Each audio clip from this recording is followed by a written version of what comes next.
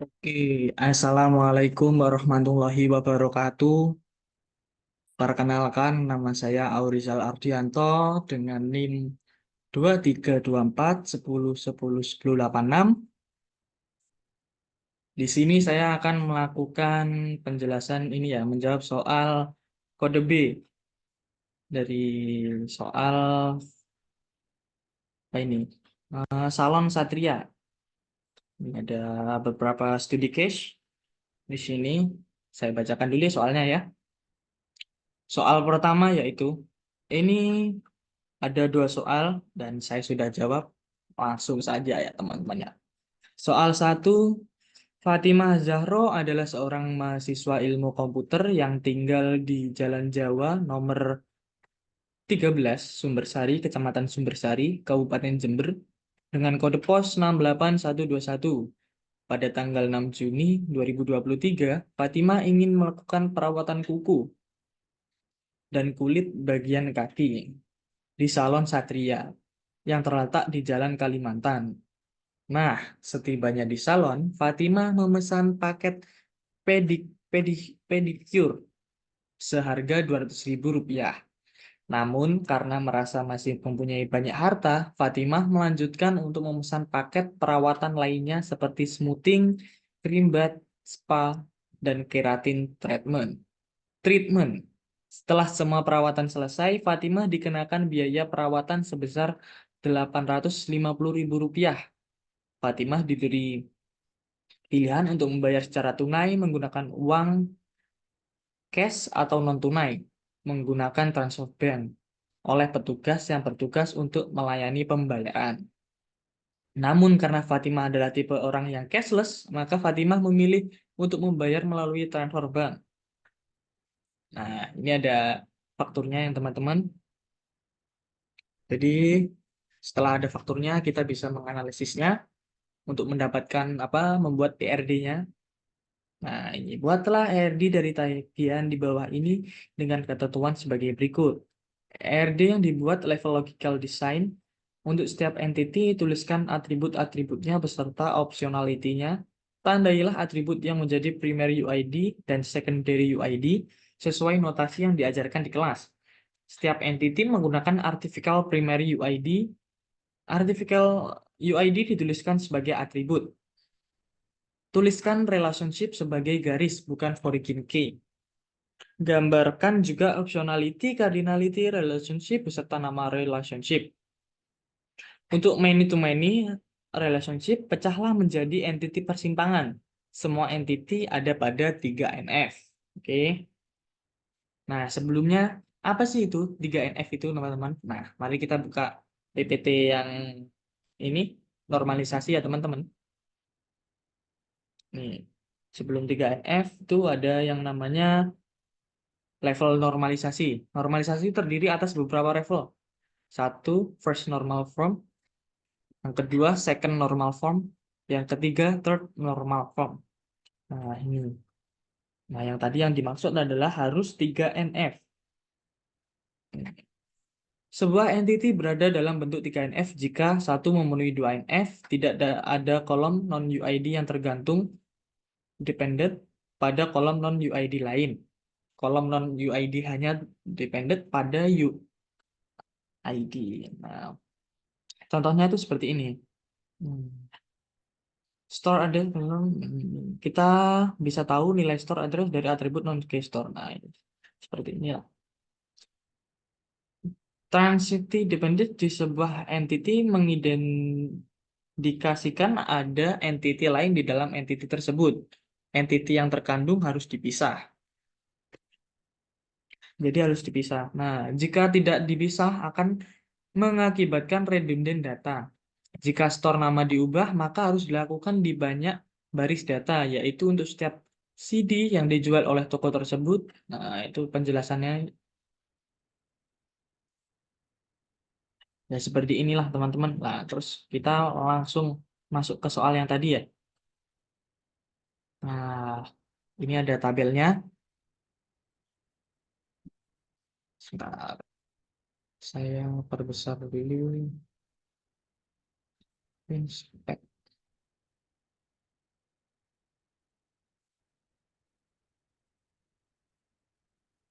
Nih, ini ada entity salon, pegawai, transaksi, pelanggan, metode pembayaran, detail transaksi, dan layanan. Nah, melihat dari soal tadi kan ini ada beberapa yang bisa dibuat entity ya teman-teman ya. Ini yang pertama ada entity salon. Nah, ini kan ada salon. Itu kita bisa masukkan atributnya yaitu ID salon, nama salon, dan juga alamat. Ini. Karena kan ada ini alamatnya. Nah, itu perlu dibuat entity. Lalu pegawai. Nah, pegawai ya. Pegawai, ID pegawai, nama pegawai, dan jabatan.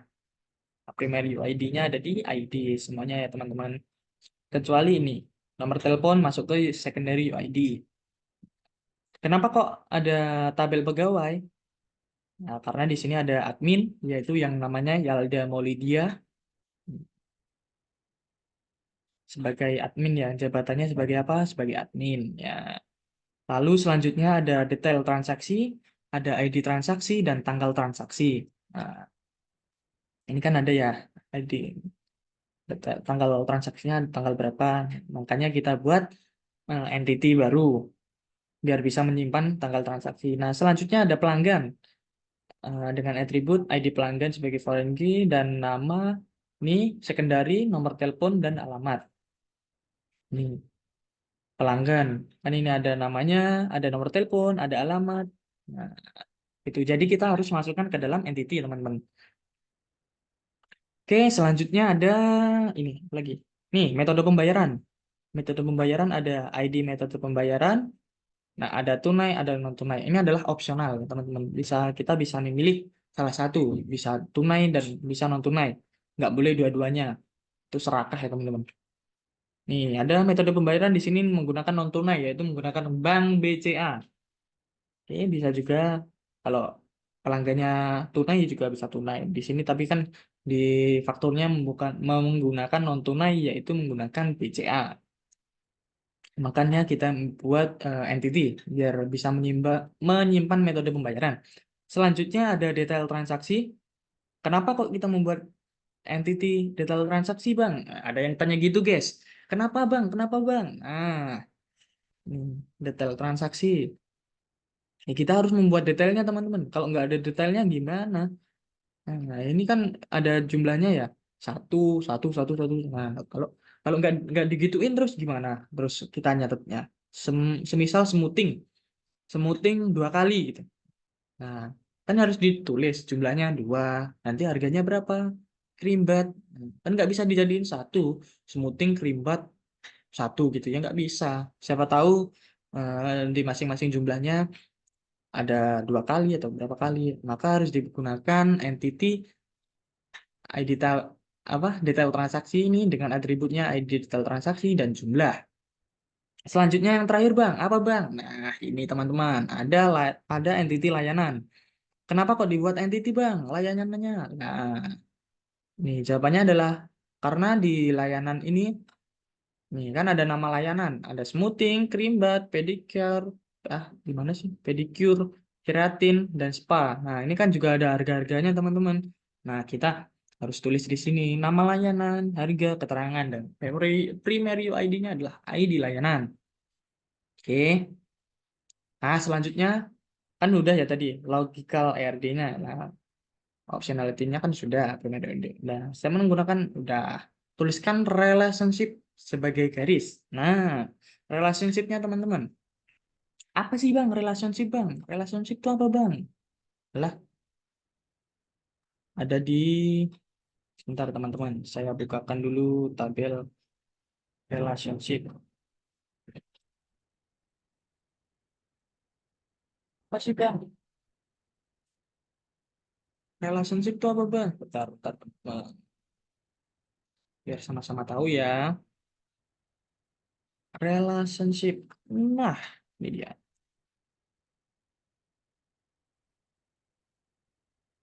Sebentar, sebentar, sebentar. Masih loading.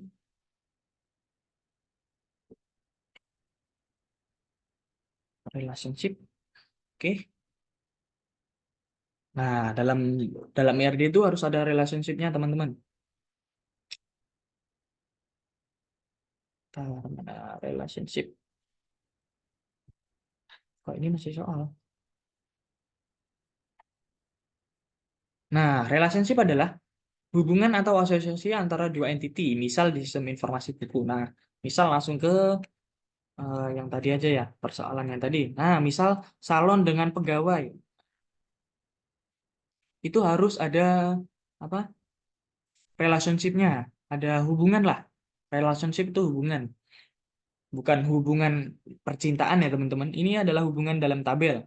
Nah, kadang mengidentifikasi relationship menggunakan pengertian relationship terasa membingungkan. Ada cara yang lebih mudah. Bayangkan entity sebagai tabel tempat Anda menyimpan data. Entity A memiliki relationship dengan entity B jika memenuhi satu dari dua hal berikut. Untuk menambah data baru di A membutuhkan pencatatan dari B. Ya, jadi ada misal entity A itu harus dicatat di entity B, teman-teman. Lalu untuk menambah data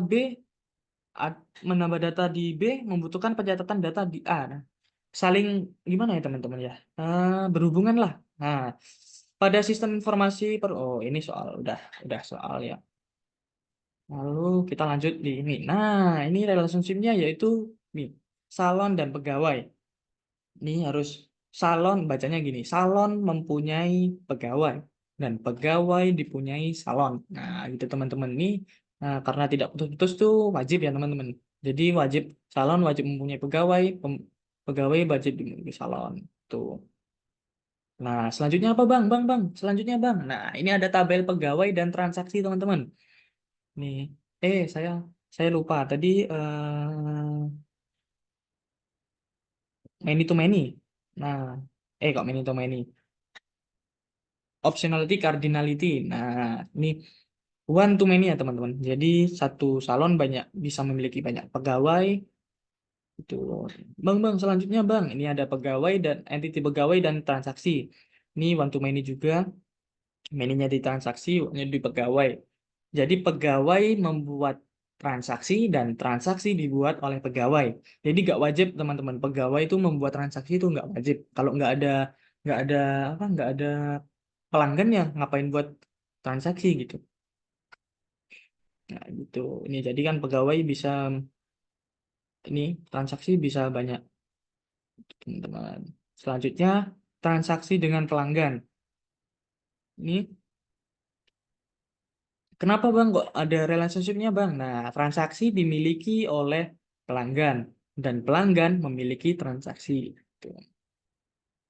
Kenapa kok gitu, Bang? Lah, jadi kan bisa bisa aja gimana ya? Pelanggan itu kan kalau datang ke salon kita harus harus ada transaksi, teman-teman. Kalau nggak ada transaksi namanya itu maling. Nah, itu nggak boleh, dilarang agama ya, teman-teman, dosa. Nah, terus transaksi ini bisa pelanggan tuh bisa melakukan banyak transaksi gitu loh. Nggak hanya satu. Kayak tadi kan ada Greenbat, Spa, dan lain-lain gitu. Makanya menggunakan one to many. Nah, paham gitu? Ih. Ini selanjutnya ada transaksi dan metode pembayaran. Transaksi ini memiliki metode pembayaran dan metode pembayaran dimiliki oleh transaksi. Oke, teman-teman. Sama ya.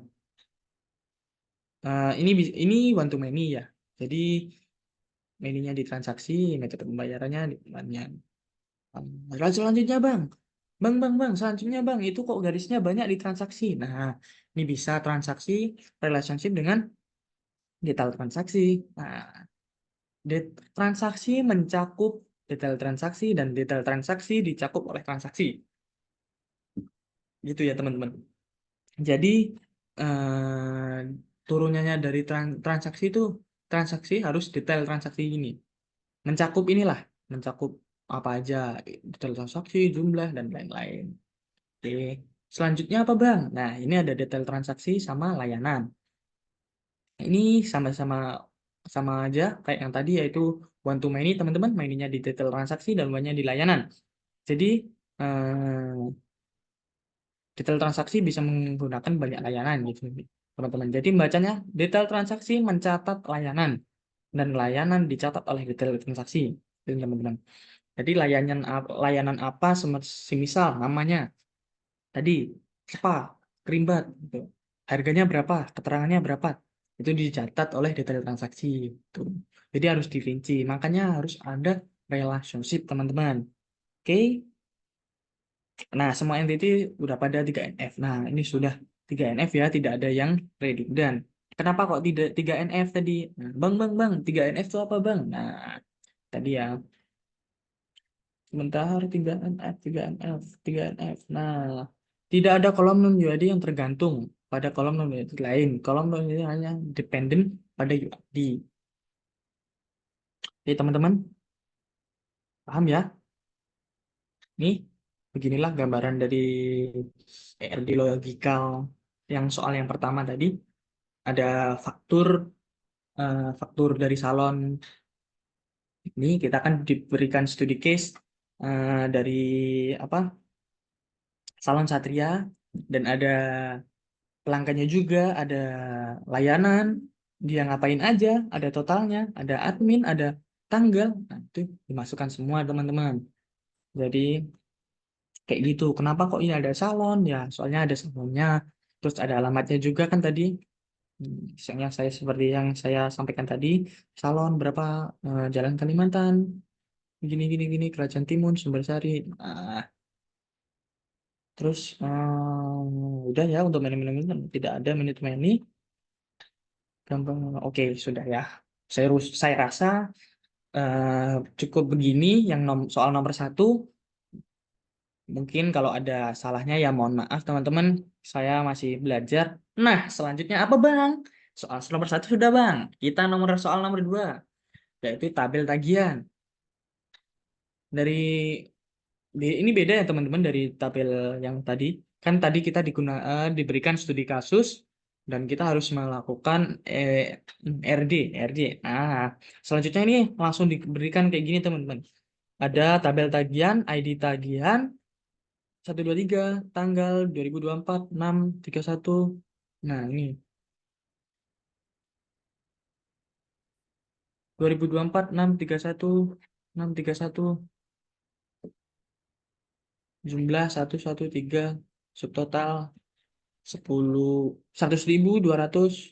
Sebentar ya teman-teman.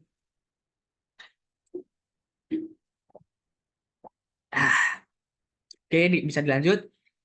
Nah, ini ada subtotalnya. Nah, ini kan ada apa ya? Kayak gini tuh.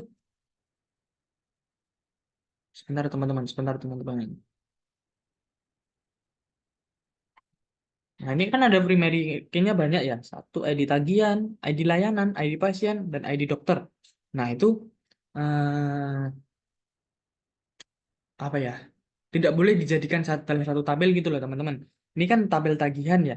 Berarti kan ini satu entity. Nah, itu ada beberapa primary, itu tidak boleh. Nah, jadi, tabel di atas mengapa tabel tagihan dalam Rumah Sakit Fatimah, jelaskan mengapa tabel tagihan tidak dalam kondisi 3NF. Nah, karena tadi ya, kan tadi sudah saya sampaikan, kenapa kok tidak dalam 3NF? Karena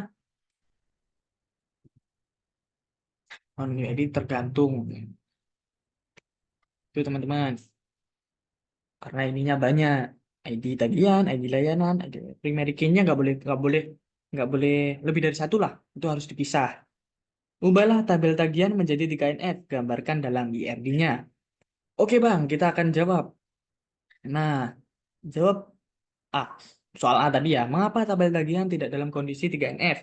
Nah, untuk menjelaskan mengapa tabel tagihan di atas tidak berada dalam kondisi 3NF atau third normal form, kita perlu mengetahui syarat-syaratnya dulu ya, teman-teman. Nah, syarat-syaratnya 3NF adalah 1NF, first normal form. Kriteria entity yang memenuhi first normal form tidak boleh ada atribut multi value, dua atribut multi value, atribut yang bisa menyimpan beberapa data jenis. Nah, itu satu syaratnya 1NF. Yang kedua 2NF, second normal form.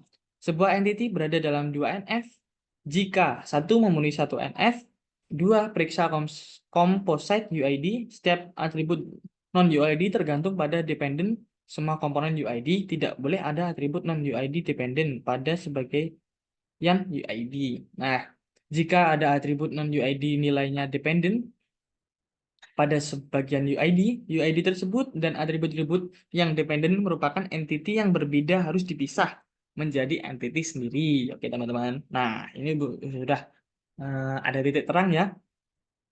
Nah, ini sudah nih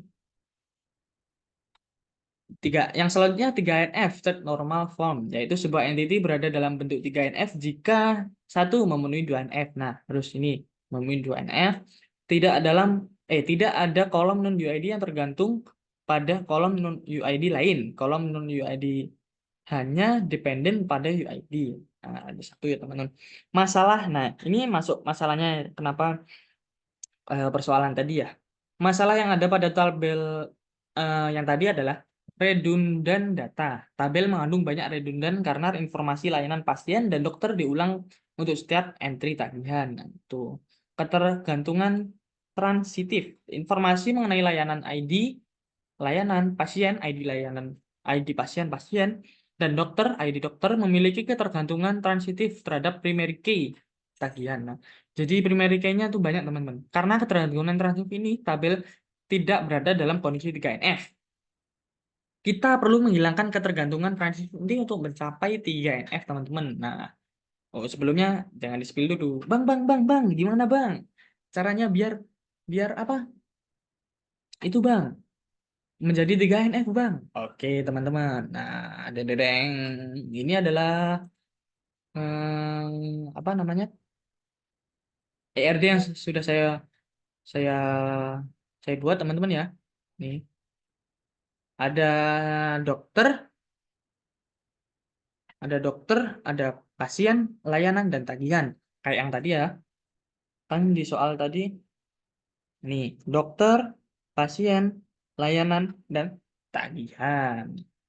Oke, Bang. Terus atributnya apa, Bang? Nah, ini dokter, ada ID dokter dan nama dokter. Tapi di tabel tadi kan tidak ada nama dokter, tapi ya nggak apa-apa, kita tulis saja. Siapa tahu butuh ini ID dokter. Nah, ini selanjutnya apa, Bang? Tab entity layanan. Nah, ini ada ID layanan, nama layanan, dan jumlah.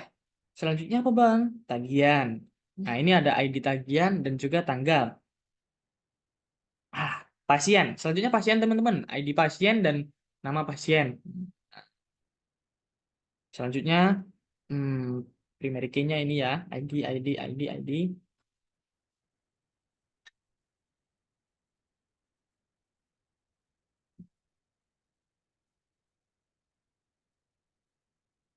Terus habis itu relationship-nya. Nih, dokter memegang layanan dan layanan dipegang oleh dokter.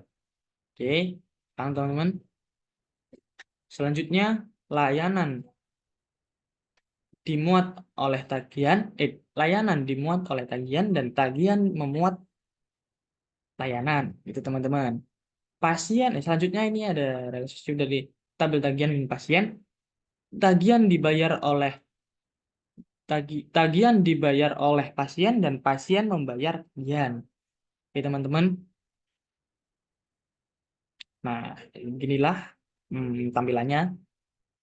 Dengan pemecahan tabel seperti ini, kita menghilangkan redundan dan ketergangguan transitif, memastikan bahwa data lebih terstruktur dan konsisten. Oke, teman-teman. Sudah terjawab semua ya tadi ya. Soalnya itu tadi. Nah, ini ya, seperti ini jawaban dari saya. Semoga bisa dimengerti ya, teman-teman. Nah, itu udah bunyi mau maghrib, teman-teman. Oke, cukup sekian. Apabila ada salah kata, salah pengucapan dari saya, mohon dimaafkan ya, teman-teman. Di sini saya hanya manusia biasa, kesepian tanpa kekasih. Cukup sekian dan terima kasih. Saya Aurizal Ardianto, pamit undur diri. Wassalamualaikum warahmatullahi wabarakatuh. Terima kasih. Semoga yang menonton sampai akhir dilancarkan rezekinya, dimudahkan segala urusannya. Dah. Terima kasih. Wassalamualaikum warahmatullahi wabarakatuh.